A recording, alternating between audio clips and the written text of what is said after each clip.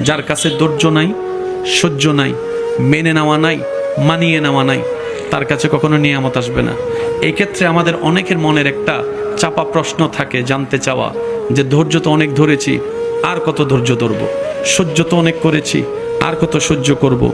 হাজার দিকে উত্তর না গিয়ে একটা উত্তর দেওয়ার চেষ্টা করি, মাথায় এবং মনে বসিয়ে রাখবেন যদি ভালো লাগে। ধৈর্য ততক্ষণ ধরব যতক্ষণ আমাদের রব খুশি না হয়। সুবহানাল্লাহ। যতক্ষণ রব খুশি না হবে ততক্ষণ ধৈর্য, ততদিন ধৈর্য, তত মাস ধৈর্য, তত বছর ধৈর্য। কারণ আল্লাহ তাআলা জানেন কখন নিয়ামত দিলে আমাদের জন্য ভালো হবে, এটা আল্লাহই ভালো জানে। ওই হুকুম আসা পর্যন্ত অপেক্ষা করতে হবে, এটার নামই ধৈর্য। কোনো হা হুতাশ করা যাবে, আফসোস করা যাবে?